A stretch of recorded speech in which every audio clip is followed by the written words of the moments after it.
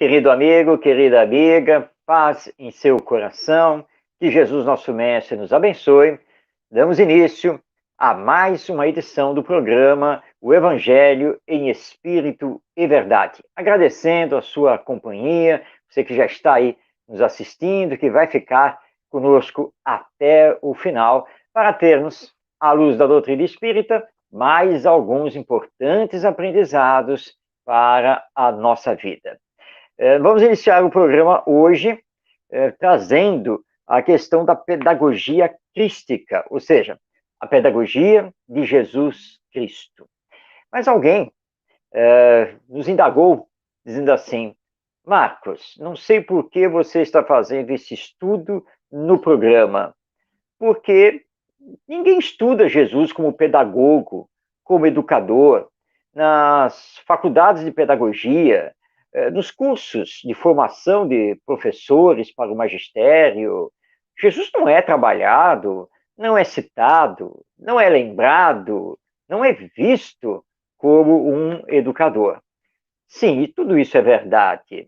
E nós entendemos o porquê disso, porque Jesus está demasiadamente vinculado à religião. Mas nós espíritas temos uma visão diferenciada sobre Jesus, que é essa visão de Jesus enquanto mestre, grande educador, o enviado de Deus para nos trazer novos ensinos, e não apenas os ensinos, mas os exemplos, porque o verdadeiro educador não transmite simplesmente conhecimentos, não inicia o estabelecimento de um novo paradigma sem ser ele mesmo aquilo que ensina. Em educação, nós sabemos muito bem que não temos que dar daquilo que temos aos nossos discípulos, aos nossos educandos, aos nossos alunos. Na verdade, nós só podemos dar aquilo que somos. E foi exatamente isso que Jesus fez. Então, embora na nossa atualidade Jesus não seja o foco da formação de professores, Jesus nem seja considerado efetivamente um educador na história da pedagogia e da educação humanas, mas nós espíritas temos essa visão. Tanto que os espíritos também fazem essa abordagem. Um desses espíritos é Joana de Ângeles, que através de Divaldo Pereira Franco vem falar para nós sobre a pedagogia de Jesus. Jesus como esse grande educador. E nós encontramos, então, o texto de Joana de Ângeles no livro Diretrizes para o Êxito, no seu primeiro capítulo. Vamos, então, aqui destacar uma parte desse capítulo, vamos fazer a leitura, para podermos entender o pensamento de Joana de Ângeles e dos Espíritos a respeito de Jesus enquanto educador, e que Jesus, de fato, ele lançou para nós uma pedagogia que José Herculano Pires, esse grande pensador espírita, chamava de pedagogia da esperança. Então, vamos abrir aspas, abrindo aqui a palavra para Joana de Ângeles, através de Divaldo Pereira Franco, no livro Diretrizes para o Êxito. A sua é uma mensagem incessantemente fundamentada no conhecimento que liberta e conduz, retirando o ser da ignorância e descortinando-lhe os horizontes infinitos do progresso espiritual que lhe está destinado. Jamais atendeu a quem quer que fosse que ele não oferecesse a diretriz para o conhecimento de si mesmo, para que depois pudesse entender o seu próximo, passando a amar a Deus. Por outro lado, nunca tomou o fardo das aflições dos outros, ensinando cada qual a carregar a sua cruz, conforme ele o faria mais tarde, até colocá-la no Gólgota.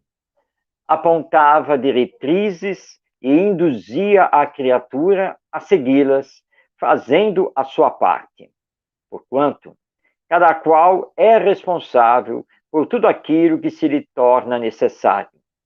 Estimulando ao progresso, dignificou o trabalho, informando que o pai até hoje trabalha e que ele mesmo também estava trabalhando. Os seus eram sempre relacionamentos edificantes, nos quais o bem mantinha predominância, impossibilitando a distensão dos prejuízos da maledicência, do ódio, dos rancores, dos ciúmes, das disputas insensatas. Com ele, a convivência é aprendida mediante o resultado do exercício da tolerância que leva à fraternidade, do auxílio recíproco dignificador da espécie humana. Jamais abriu espaço para a ociosidade, sugerindo que o reino dos céus fosse conquistado a esforço, iniciando-se o seu labor na busca interna, superando os impedimentos apresentados pelas paixões dissolventes. Nunca deixou de valorizar a realidade espiritual de si mesmo, induzindo os seus discípulos e todos os aprendizes a descobrirem a realidade de que eram constituídos. Afirmou, taxativo: eu sou a luz do mundo. Eu sou a porta das ovelhas. Eu sou o pão da vida. Eu sou o caminho da verdade e da vida. Eu sou a luz do mundo. Vós sois de baixo. Eu sou de cima. Vós sois deste mundo. Eu não sou deste mundo. Vós sois o sal da terra. Incessantemente convidava os seus ouvintes ao autoconhecimento, para que se tornassem cartas vivas do Evangelho. Fechando aspas, essas são as palavras de Joana de Ângeles, através do médium Divaldo Pereira Franco, e que estão no primeiro capítulo do livro Diretrizes para o Êxito. Fica claro neste texto aqui de Joana que Jesus foi, de fato, um grande educador, preocupado em nos levar ao autoconhecimento e à autoeducação, mas sempre com base no amor, na ética, na fraternidade, na tolerância, no perdão das ofensas e nos vinculando a Deus. Em diversas, dezenas de passagens relatadas pelos evangelistas, nós encontramos Jesus fazendo referência aberta, explícita a Deus, como Pai, o Criador, e que todos nós deveríamos nos esforçar para ir até Ele, para estar com Ele. E que Ele, Jesus, nada mais era aqui na Terra do que o representante direto de Deus, nosso Pai. Daí porque Jesus era considerado como o enviado, o Messias, o Cristo, como ele passa a ser conhecido. E esse é o papel do educador. Nós estamos num momento da humanidade em que precisamos entender da necessidade de sempre aprendermos. Mas não apenas essa necessidade de aprender, mas a necessidade também de desaprender.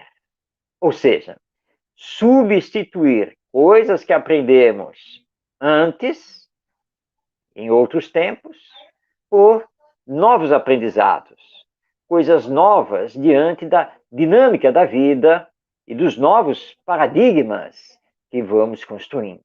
Então, aprender sempre, mas também desaprender. E aí, então, reaprender. Aprender, desaprender, reaprender. Jesus fez isso conosco. Naquela época, ele trouxe uma nova mensagem, que era para mudar a era, inaugurar o início da era do Espírito. Ele vem então e se contrapõe à lei mosaica e mesmo ao direito civil romano, quando diz que, ao invés de apedrejarmos, açoitarmos, ao invés de crucificarmos, ao invés de escravizarmos, nós deveríamos nos amar, sem nenhum tipo de preconceito ou de discriminação, assentando esse ensino na base de que todos somos irmãos, por sermos filhos de Deus, o mesmo Pai, o mesmo Criador. Numa época em que as guerras, a violência, a usurpação do direito do outro estava em voga, ele chega e diz que era preciso aprender a perdoar as ofensas e estabelecer a fraternidade e a solidariedade. Portanto, novos ensinos e novos aprendizados que deveríamos realizar e que estamos realizando, porque é um processo. E nós temos sempre que estarmos abertos para aprender, desaprender e reaprender. Com o Espiritismo, nós iniciamos um reaprendizado. Ou seja, tivemos que começar a substituir uma velha visão religiosa sobre Jesus para fazermos um novo aprendizado sobre Jesus dinâmico, Jesus amoroso, o Jesus governador espiritual do planeta, o Jesus irmão que está sempre conosco. Então tivemos que fazer um reaprendizado. E como isso é importante. E como o aprendizado é um processo, nós estamos até hoje ainda aprendendo. E agora estamos vendo que o Espiritismo possui uma abordagem educacional sobre Jesus, mostrando para nós que Jesus vem nos concitando ao autoconhecimento e à autoeducação, que são os pilares da educação, do processo educacional. É que nada pode acontecer de diferente no mundo se não fizermos diferente. É óbvio, não é mesmo? Sim, é óbvio. Mas nem sempre o óbvio é apreendido, entendido.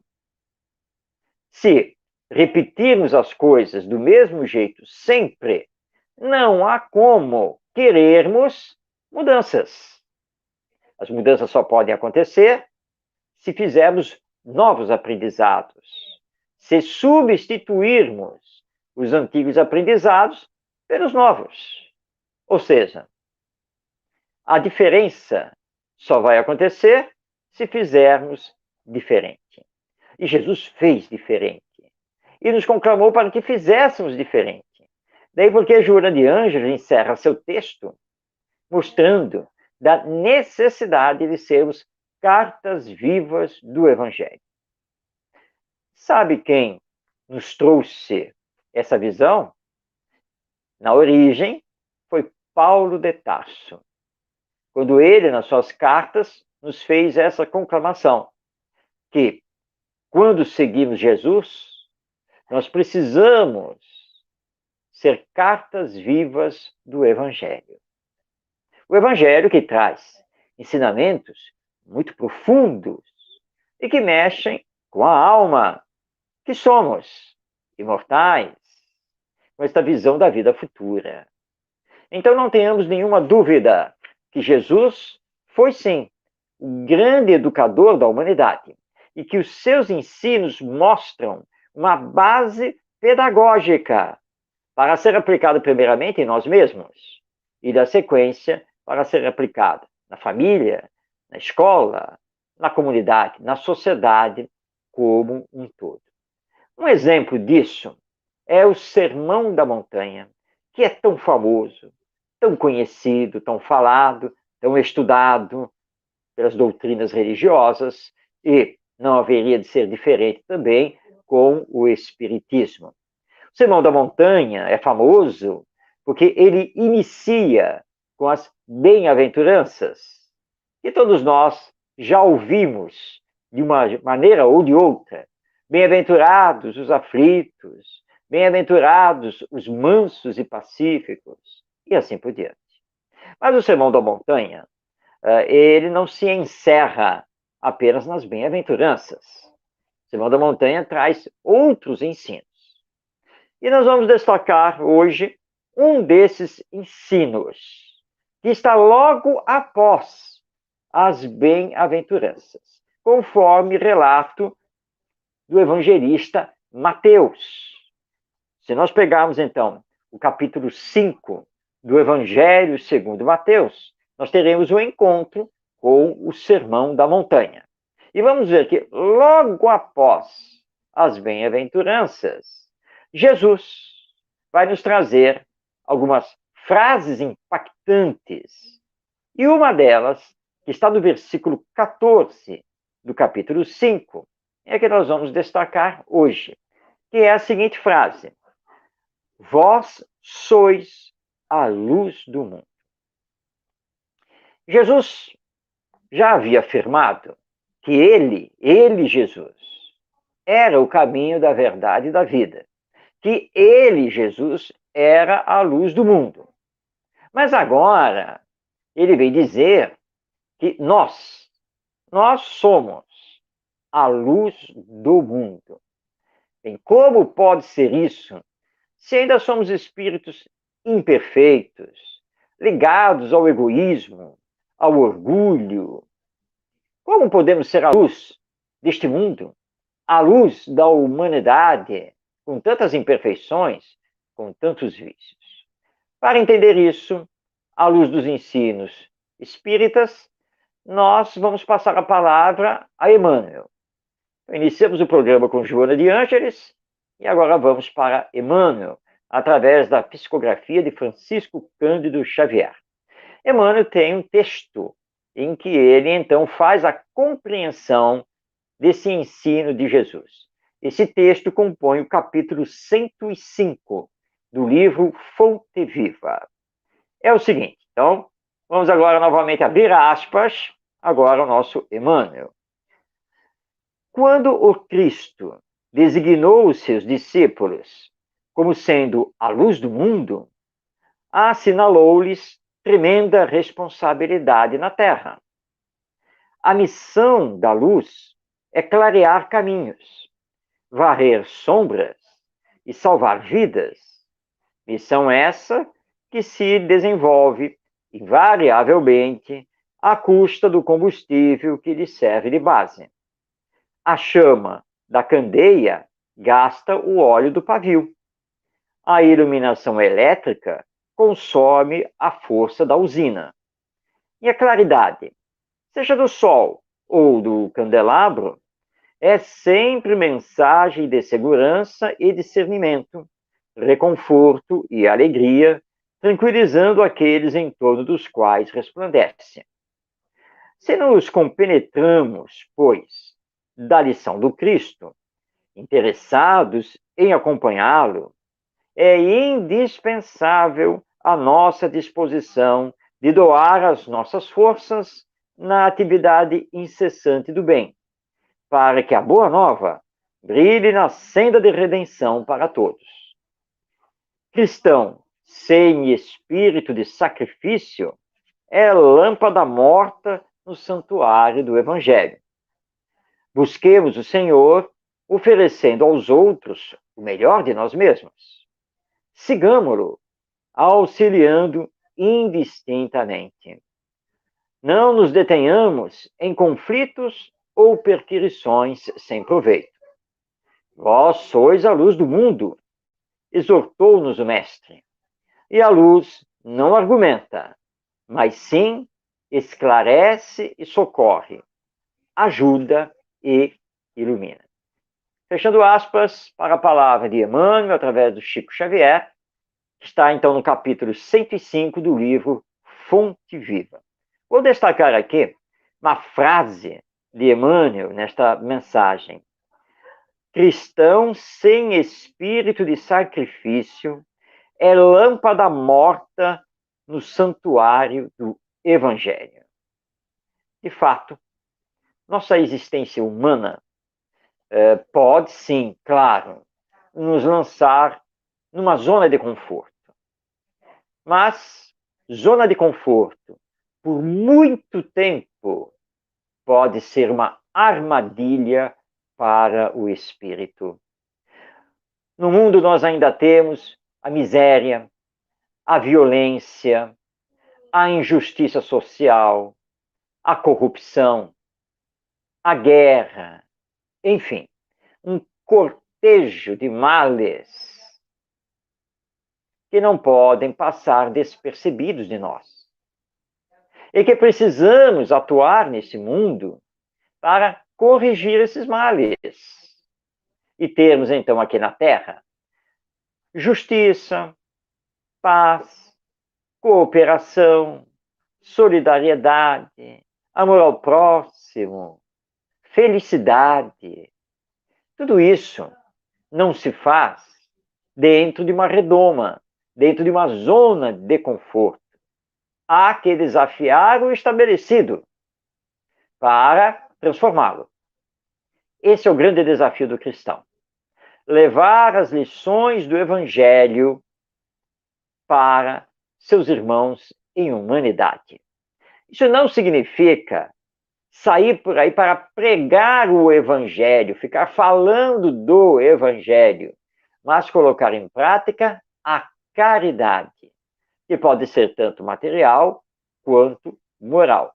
Então, é o cristão em ação. Isso nos liga ao primeiro texto que trouxemos da Joana de Ângeles, quando ela fala da necessidade de sermos cartas vivas do Evangelho. Então, atuemos, mesmo que seja pela internet, digitalmente, virtualmente, mas é preciso atuar para que o Evangelho comece a fazer a diferença no mundo, comece a transformar os homens e as mulheres, para que estes, transformados, possam então transformar a humanidade. Esse é o grande desafio de todo cristão, portanto, é também o desafio de todo espírita, porque o espiritismo tem por base os ensinos morais de Jesus. Por isso, então, o mestre olhou para nós e nos disse: vós sois a luz do mundo. Por que somos a luz do mundo? Porque já temos o Evangelho. Porque nós já conhecemos Jesus. Nós sabemos a verdade. Verdade é essa ampliada pelo Espiritismo ao nos trazer a imortalidade da alma, a vida na dimensão espiritual e a reencarnação. Portanto, somos nós que temos que iluminar o mundo. Porque Jesus fez a sua parte e nos deixou a grande luz do Evangelho. Agora nós temos que ser os dispensadores dessa luz. Temos que ser aqueles que vamos trabalhar para fazer com que essa luz chegue a todos os corações e a todas as mentes. E não sendo assim, nós ficaremos então parados numa zona de conforto, seremos teoria e não prática, e não saberemos então nos sacrificar em nome do Evangelho. Por isso, no final da mensagem, vamos a mais um destaque, Emmanuel nos diz: vós sois a luz do mundo, exortou-nos o Mestre, e a luz não argumenta, mas sim esclarece, socorre, ajuda e ilumina. Em outras palavras, a luz não fica dizendo, mas, porém, entretanto, e se? Não. A luz se projeta, a luz adentra, a luz ilumina, espanca as trevas. Por isso, A luz, prioritariamente, deve esclarecer e socorrer, ajudar e iluminar, como nos diz Emmanuel. Claro que nós não vamos fazer isso ficando sentados no conforto do sofá no nosso lar, apenas fazendo comentários sobre as questões que envolvem o ser humano e o Evangelho. Se você pode utilizar a internet através de vídeos no YouTube ou nas redes sociais, ou simplesmente através de postagens nessas redes sociais, falando do Evangelho, dando lições, incentivando a caridade, fazendo abordagens sobre a ética, a solidariedade, o amor ao próximo, você estará fazendo luz. A sua luz estará se projetando.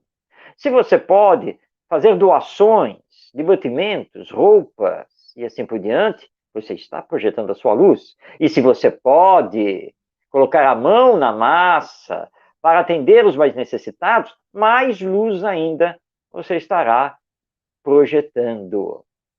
Isso requer alguns sacrifícios? Sim, é verdade. Mas para acabarmos com a guerra, com a violência, com a injustiça, nós temos que enfrentá-las. Enfrentá-las com o bem, com o amor, com a atitude pacífica, o bom exemplo. O mundo nos espera. E é preciso levar a esse mundo a mensagem do Evangelho e também da imortalidade da alma. E nós, que temos um encontro com o Evangelho e com o Espiritismo, somos os mais aptos para isso. Por isso, Jesus tinha razão quando nos apontou e disse: vocês são a luz do mundo. Você é a luz do mundo. Faça a sua parte para levar o Evangelho, e no nosso caso mais específico, levar o Espiritismo aos outros, sem querer convencer ninguém, respeitando a todos no seu direito de pensar como cada um quer pensar, mas ofertando, fazendo luz. Se a pessoa vai manter a porta ou a janela abertas para essa luz, essa é uma decisão dela. Mas nós estamos fazendo a nossa parte. Como fizeram os discípulos, que, a convite de Jesus, saíram em duplas para pregar o Evangelho. E depois que Jesus partiu de volta ao mundo espiritual, eles, que num primeiro momento haviam se fechado, entenderam que não podiam ficar com medo, que não podiam ficar numa pequena e egoística zona de conforto. E com toda a coragem, e desafiando tudo, criaram então em Jerusalém a Casa do Caminho, para atender os pobres da matéria e do espírito. E saíram então pelo mundo conhecido, o mundo judeu e, na sequência, o mundo não judeu, para espalhar o Evangelho. E aí sim, sendo cartas vivas do Evangelho. Então não esqueçamos, cada um de nós somos a luz do mundo. E Jesus está aguardando que coloquemos essa luz para iluminar. Que deixemos que ela nos conduza. Porque somente assim a humanidade conhecerá dias melhores. E poderemos trazer para esse nosso mundo tão sofrido o patamar de mundo de regeneração, onde o bem vai predominar sobre o mal. Mas para o bem predominar sobre o mal, o bem não pode ser tímido, não pode ficar numa zona de conforto. O bem tem que sair para o mundo para derrotar o mal. Exatamente como fez Paulo de Tarso, que temos aqui destacado no nosso programa, nós já falamos da vida e obra de Paulo de Tarso, de cada carta de Paulo de Tarso, publicada hoje no Novo Testamento, a história de cada carta, destacamos o conteúdo de cada carta, e iniciamos agora, no programa passado, a abordagem mais profunda sobre a vida e a obra de Paulo de Tarso, esse que é considerado o maior apóstolo do Evangelho de todos os tempos. E estamos acompanhando uma obra maravilhosa, espírita, sobre Paulo de Tarso. Um livro que não é tão conhecido, mas que é da máxima importância para ser lido, meditado e refletido. Nós estamos aqui nos referindo ao livro Paulo, um homem em Cristo, cujo autor é o Rui Kremer, que foi presidente da Cruzada dos Militares Espíritas do Brasil, foi também dirigente do Lar Fabiano de Cristo, uma obra imensa por toda esta nossa nação.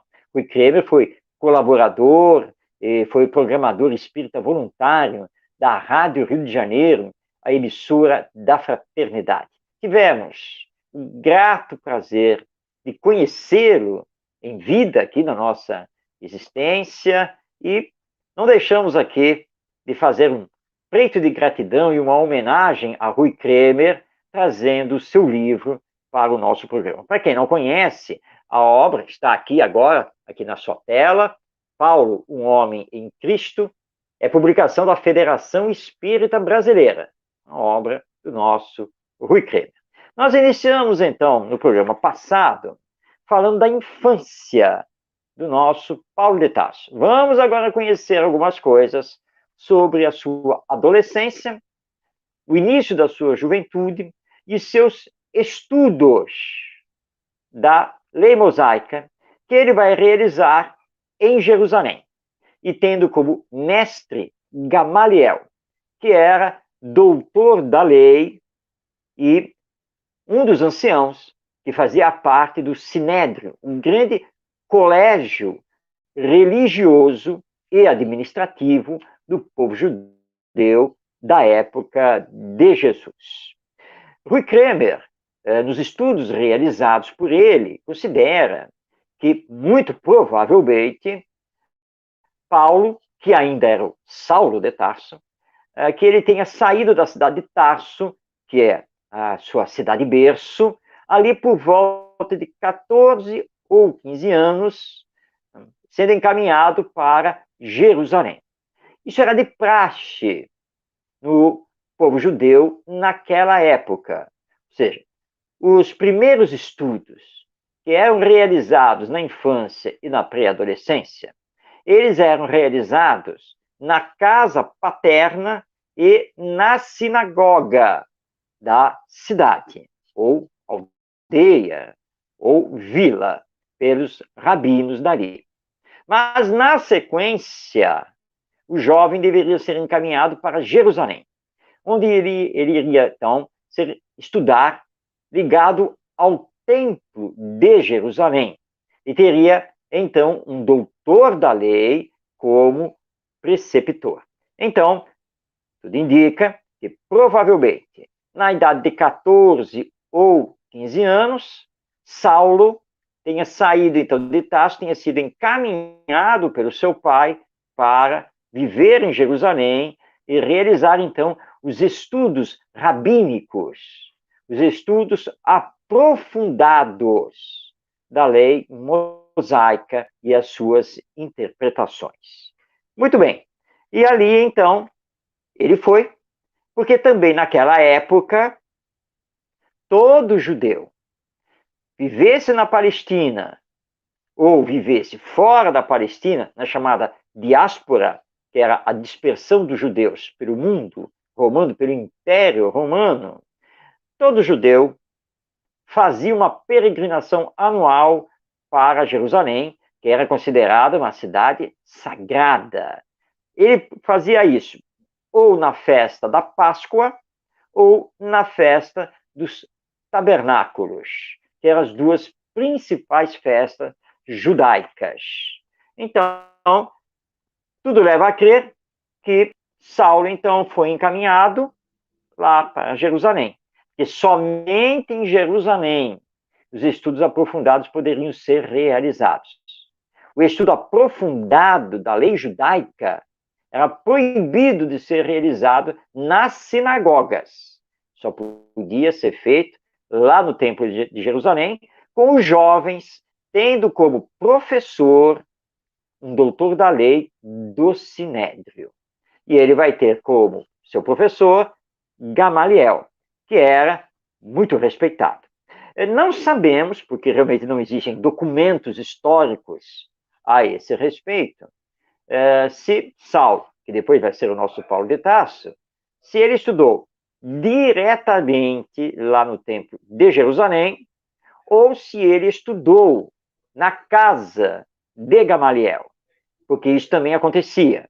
Muitos dos estudos eram realizados nas casas dos professores, dos preceptores, e outros estudos eram realizados ali diretamente no Templo de Jerusalém. Não sabemos exatamente como isso aconteceu, mas sabemos, por informação do próprio Paulo de Tarso, que ele estudou, sim, com Gamaliel. Essa informação está no Atos dos Apóstolos, no capítulo 22, versículo 3, quando Lucas, que escreveu o Atos dos Apóstolos, ele transcreve uma fala de Paulo de Tarso, que é o seguinte: quanto a mim, sou varão judeu, nascido em Tarso da Cilícia, e nesta cidade criado aos pés de Gamaliel, instruído conforme a verdade da lei de nossos pais, zelador de Deus, como todos vós hoje sois. Isso aqui é a palavra de Paulo, ainda como Saulo, ou seja, não convertido ao Evangelho.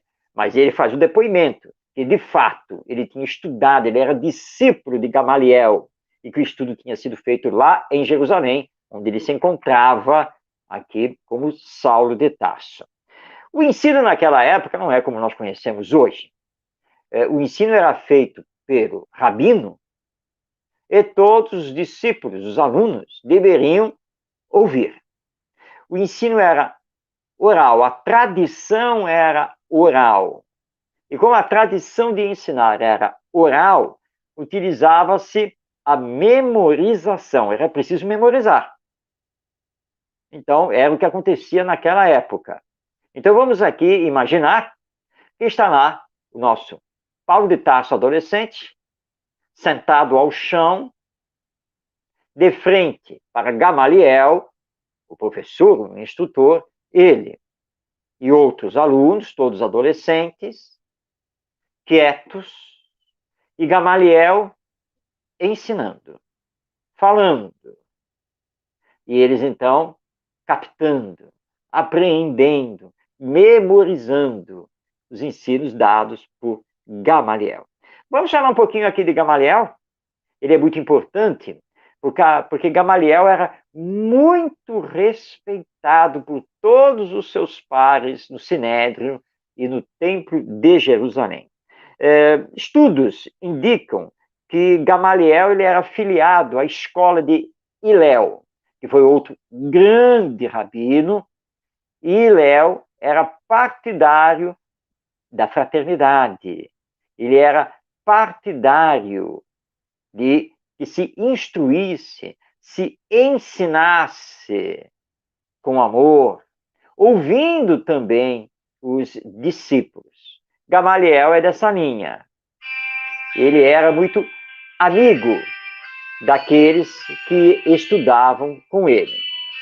Então, Gamaliel foi muito importante, porque não deu a Paulo as lições secas da lei mosaica, mas eram lições, na verdade, vivas, lições muito importantes, e que Paulo, lá da sua adolescência, início da sua juventude, soube, então, a absorver.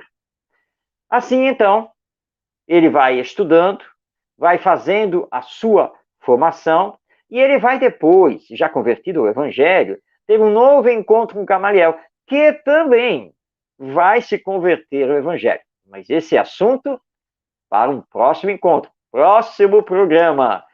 Por enquanto, nós estamos aqui vinculados à adolescência de Paulo de Tarso e os seus estudos. Gamaliel era tão importante, nos diz aqui o Rui Kremer, que era comum chamar os doutores da lei, os rabinos, de rabi. Rabi significa meu mestre. Jesus também, várias vezes, foi chamado de rabi. Gamaliel não era chamado de rabi. Gamaliel era chamado de Raban.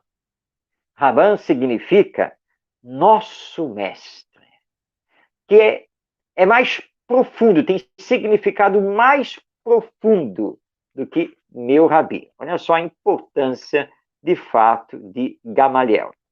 Embora não existam documentos históricos, Rui Kremer conclui que, possivelmente, com bastante probabilidade, ao encerrar os seus estudos, que normalmente naquela época levavam de 5 a 6 anos, que Paulo tenha então se retirado de Jerusalém, tenha voltado para Tarso, e ali ele tenha exercido, junto à sinagoga, o papel de doutor da lei, de rabi, para só depois, então, com essa experiência, retornar para Jerusalém, mesmo porque Gamaliel já tinha falado aos seus pares no Sinédrio que considerava Saulo de Tarso como aquele que estava preparado para substituir a ele, Gamaliel, quando ele se aposentasse, se retirasse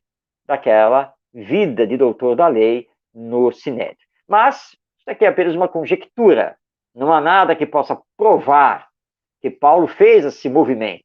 Ou seja, que encerrou os estudos em Jerusalém, foi para Tarso e ali ele atuou na sinagoga para depois, novamente chamado por Gamaliel, ter retornado para Jerusalém. Na verdade, nós não sabemos se de fato aconteceu isso.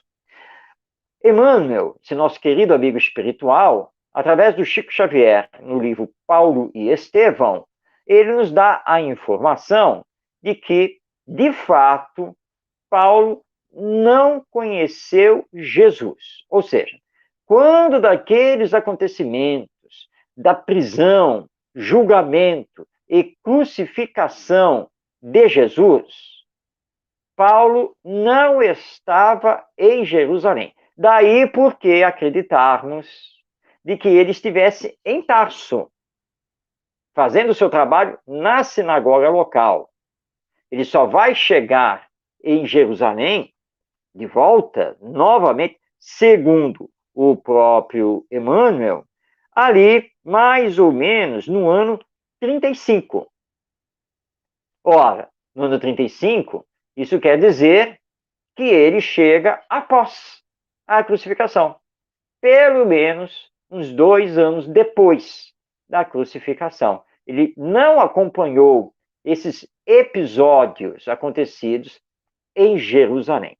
E Emmanuel nos informa que ele estava ali na vivacidade dos seus 30 anos, o que nos leva, então, a acreditar que a data de nascimento de Paulo de Tarso tenha sido no ano 5 da era cristã.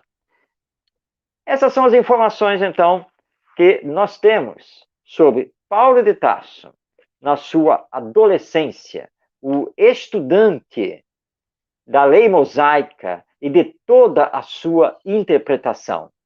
Ele que vai, então, se formar como doutor da lei. E a partir, então, do ano 35, em Jerusalém, ele vai passar, então, a exercer esse seu mandato de doutor da lei e se preparando para substituir Gamaliel. Ele deve ter saído dos seus estudos lá de Jerusalém na faixa etária de 21, 22 anos de idade. Portanto, teria ficado lá em Tarso entre 8 a 9 anos. trabalhando diretamente na sinagoga, para então voltar a Jerusalém, assumindo seu posto de doutor da lei e fazendo então a preparação para ser um membro direto do Sinédrio. Tudo isso nós conhecemos então graças aos estudos levados a efeito por Rui Kremer, e que você está convidado a ampliar, fazendo, claro, a leitura direta da obra Paulo, um Homem em Cristo, ou aqui nos acompanhando toda quinta-feira no nosso programa, em que vamos, então, continuar esse estudo sobre Paulo de Tarso, a carta viva do Evangelho, o maior apóstolo de Jesus que conhecemos sobre a face da terra. Muito bem, nós estamos chegando ao final do nosso programa e agora é hora de passar a palavra a você, que sempre nos acompanha, porque vamos então responder as perguntas que nos são dirigidas. A pergunta de hoje foi feita no programa passado por um querido companheiro que nos acompanha lá da França. É isso mesmo. Lá da França, ele aciona aqui a internet e acompanha o nosso programa, o Evangelho em Espírito e Verdade. De vez em quando está nos mandando aí uma mensagem e ele acabou nos enviando uma pergunta. É o nosso Henri Gustave.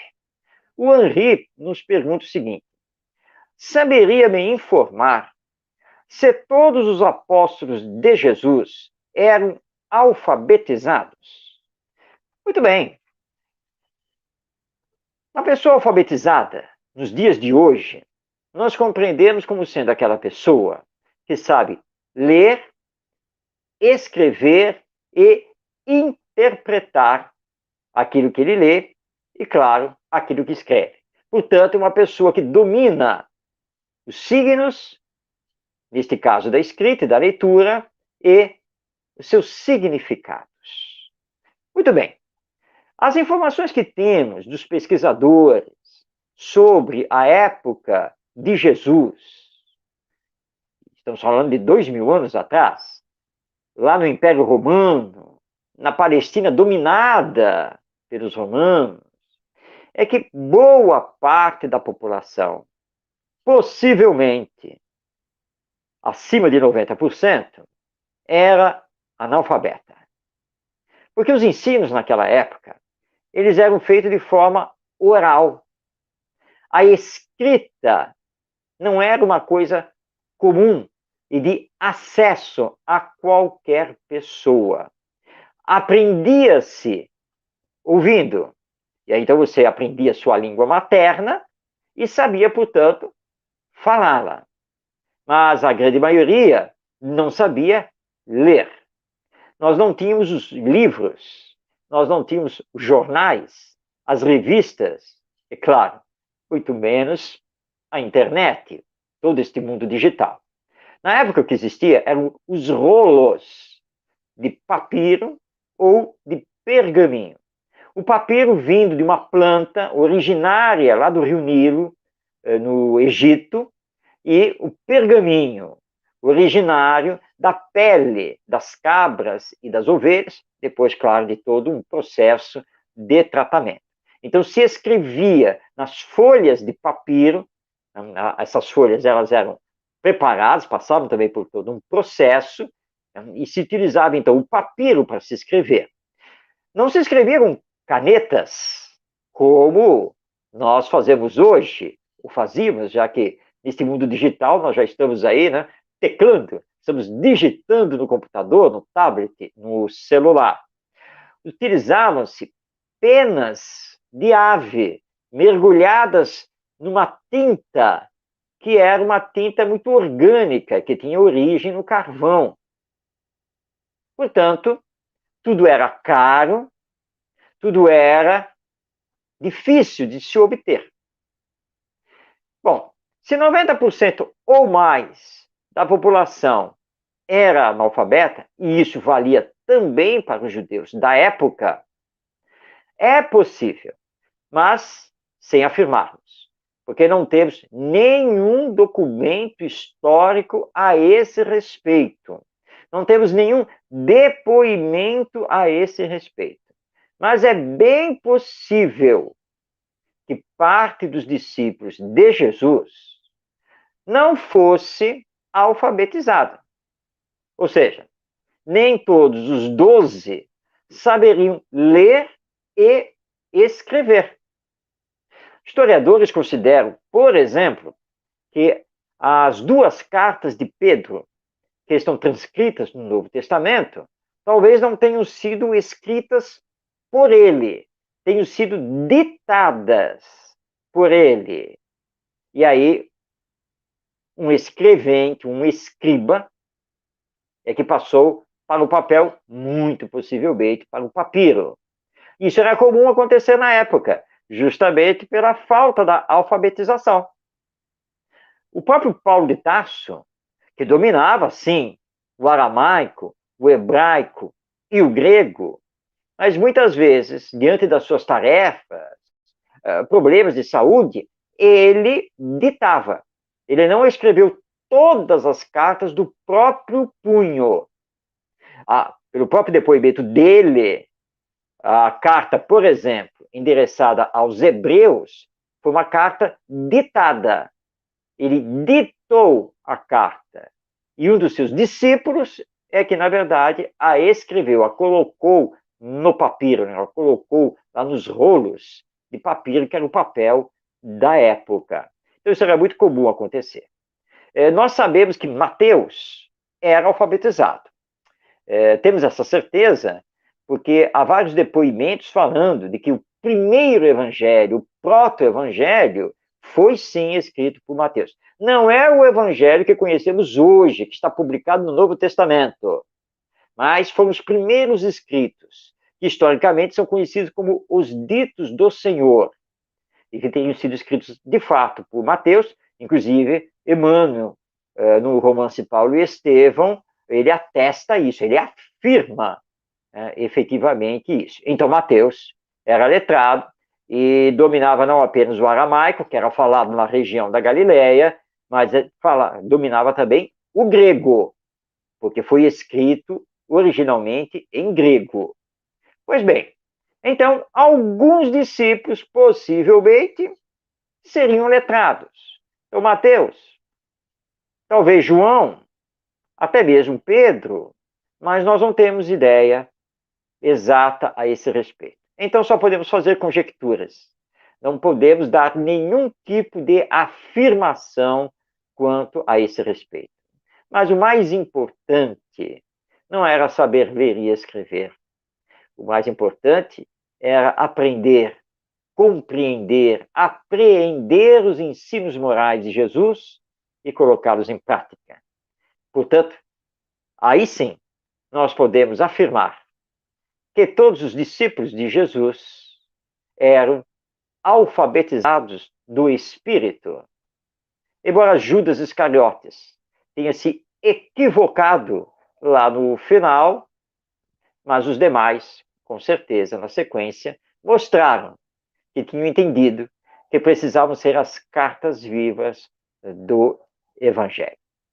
Bom, eu espero ter respondido, então, a pergunta formulada pelo nosso Henri Gustave, diretamente lá da França, sobre essa questão da alfabetização dos discípulos de Jesus. Nosso relógio já está aí dizendo que chegamos ao final do nosso programa, o Evangelho em Espírito e Verdade. O meu agradecimento a você que nos acompanhou hoje até este final, que possamos ter tido bons aprendizados à luz da doutrina espírita, que revive as lições do Evangelho. E que possamos ter um novo encontro, próxima quinta-feira, 5 da tarde, pela web rádio Cristo Consolador. Eu espero por você. Paz em seu coração, que o amor vibre em você e que possamos, então, enfrentar esse desafio da transformação da humanidade a partir da nossa transformação com o Evangelho, perdoando, amando e praticando sempre a caridade. Receba meu abraço e até o nosso próximo encontro.